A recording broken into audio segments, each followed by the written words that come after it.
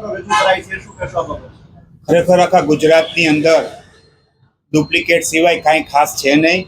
ચારે બાજુ ડુપ્લિકેટ. ભાજપના વોર્ડ પ્રમુખ જો ડુપ્લિકેટ જન્મ મરણના દાખલા ખોટા કઢાવી લાગે, આનાથી વિશેષ કોઈ ન હોઈ શકે.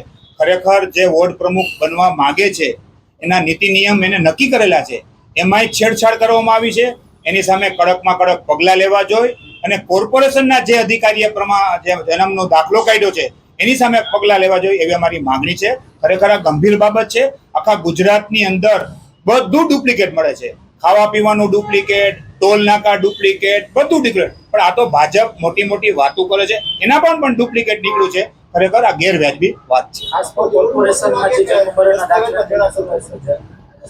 દસ્તાવેજમાં છેડા કરે છે અને જન્મ મરણના જે અધિકારી છે એને પણ આમાં સુધારો વધારો કર્યો છે, એને પણ સસ્પેન્ડ કરવા જોઈએ એવી અમારી કોંગ્રેસ પક્ષની માગણી છે. પોલીસ ફરિયાદ થવી જોઈએ, કારણ કે જે જન્મ મરણના દસ્તાવેજો છે, કાગળિયા છે, આધાર કાર્ડ છે, એમાં ચેડા કરવામાં આવ્યા છે. આ તો એક સામે આવ્યું, આવા અનેક ચેડા પણ થયા હોઈ શકે.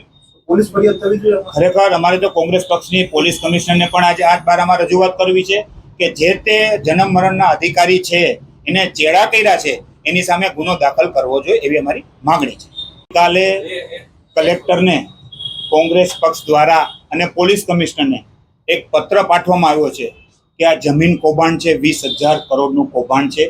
બહારના લોકો અહીંયા રહેતા હોય, જેના મકાન એમને બંધ પડેલા હોય, એના ખોટા દસ્તાવેજ કરવામાં આવ્યા છે.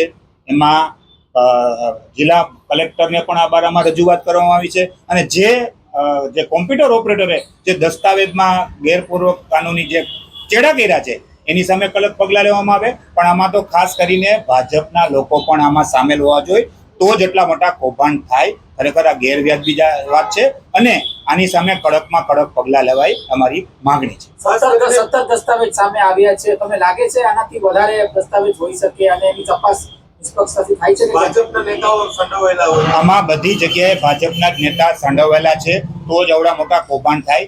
નાના કોઈ કોમ્પ્યુટર વાળાની એની કોઈ હેસિયત નથી, પણ આમાં મોટા લોકો ભાજપના લોકો સામેલ છે એવી અમારી માગણી છે.